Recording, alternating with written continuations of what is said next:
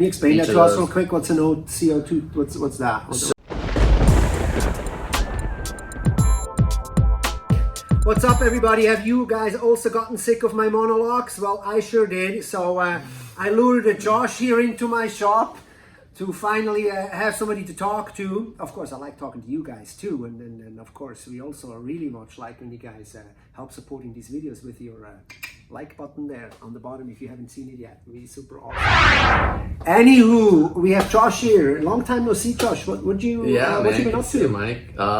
Just enjoying all the waves we've been having here on Maui. This winter has been amazing, probably one of the best we've had in a few years. So a lot of surfing at the bay with you guys. Yeah, it's always fun. A little piahi session or two with the Schweitzers. I was going to bring that up.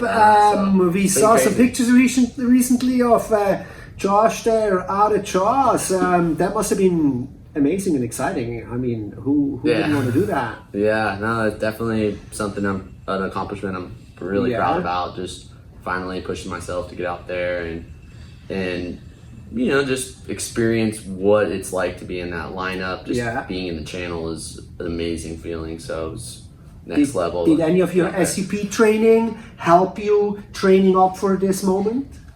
I mean, that's really now becoming my strongest background in the ocean. So absolutely, yeah. I think just that general level of cardio you have and fitness from paddling really just gears you up from that. The mental toughness you get from training and doing long marathon distance channel crossings really help kind of give me that preparation to get the mindset where it needs to be. And when you're out there, it's kind of like all your knowledge that you've acquired in your life is kind of being tested and challenged in those sessions. So how long are you holding your breath? Oh man, I'm still like right around just the 2-minute mark for like my max when I'm doing like so I've been getting into the breath work training, and so I do O2 tables and CO2 tables. Can you explain that to us real quick? What's an CO2? What's that? So it's just pretty basic breath work that a lot of like free divers and stuff use to just achieve their maximum breath holds. And so the O2 is kind of reaching for your maximum, like holding your breath, and then the CO2 is kind of getting you comfortable with no oxygen. So it's kind of a good thing to balance those.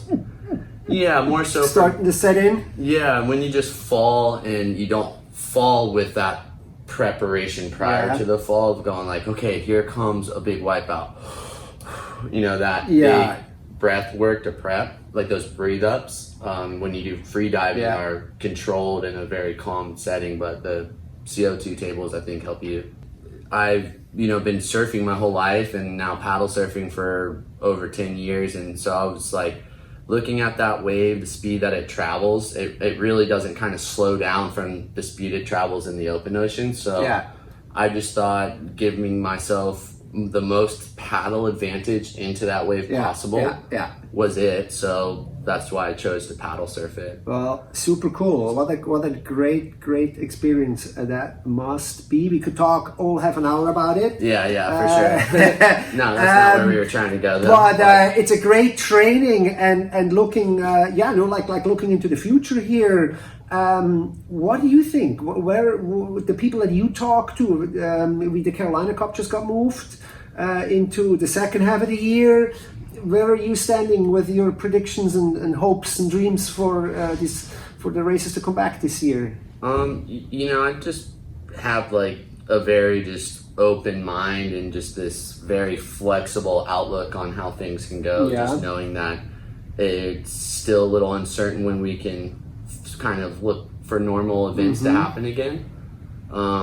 So getting into kind of the cross training to stay at that base level of fitness, I'm ready to go kind of whenever, and so just put my energy into the ocean where I can, still training on the race board, weekly, doing the interval work, just doing fun paddles, just to enjoy it. Just keep in shape. Is there a particular event out there that you say like, well, if this is going to happen, I'm going to be there no matter what. I got to go there if it happens. You know the one. It's Molokai to Oahu. Molokai to Oahu, of course. We definitely got to be there. I'm turning 32 this year. I want to do that 32 mile race. 32, 32, yeah, awesome. And yeah, it's funny. I just happen to be wearing this shirt. I'm gonna go train right now, so awesome. I kind of like to wear these shirts just to give you that little like motivation. The reminder. What you're doing. Yeah, that's really cool. That's cool. It's awesome. We always look forward to those. Yeah. That weekend there, hanging out. Yeah, I missed a lot of cool weekends. It was watching how much food I can fit on my plate. And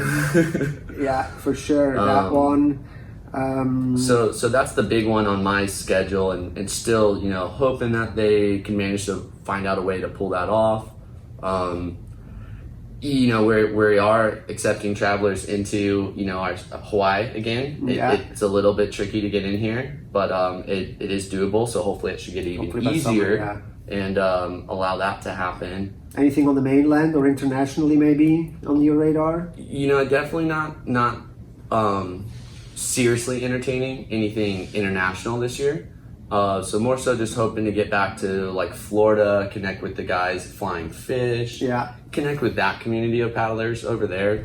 They're an awesome crew to just hang with, ideally race with. But it's really out of our hands, so just kind of seeing what we can do. And I'm hopeful we can do some fun events to kind of warm us back up into racing and kind of get everybody, out of their local waters again, and just have like a fun get together and then scale up to normal. That's kind of my hopes and dreams. Now let's think, let's see, we are not able to race a whole lot, and we are doing, maybe there's going to be these virtual races, which there's some interesting ideas out there from what we hear.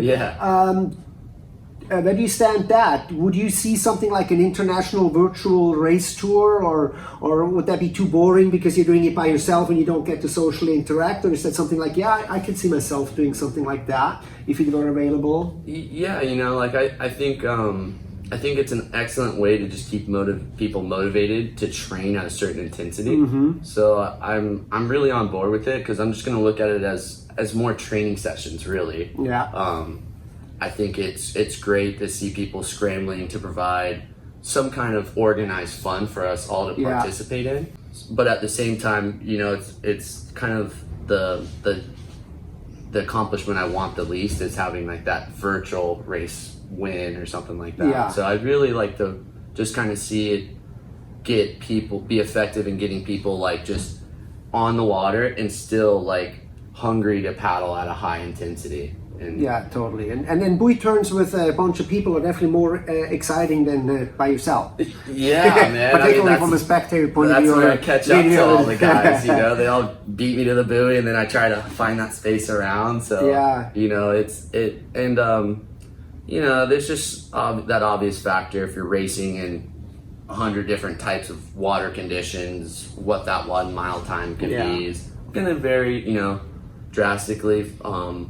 But at the same time, again, it's like, hey, this is what we got. And so, looking at it kind of through a different lens or perspective, I think is how I plan to approach it. Yeah, very cool. Very cool. Well, there you have it.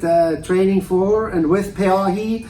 Super cool. Maybe virtually doing some races or not. I'm really hoping that we get some cool races, and I want to do some downwinders again here on Maui and do at least one mainland trip to a cool event and see all you guys out there again. It kind of, gets a little lonely here on this table sometimes. It's definitely more fun being out there. So thanks for watching this video. Thank you so much, Josh, for swinging by. I really appreciate it. Of course. See you guys. All right, cool. Coming back.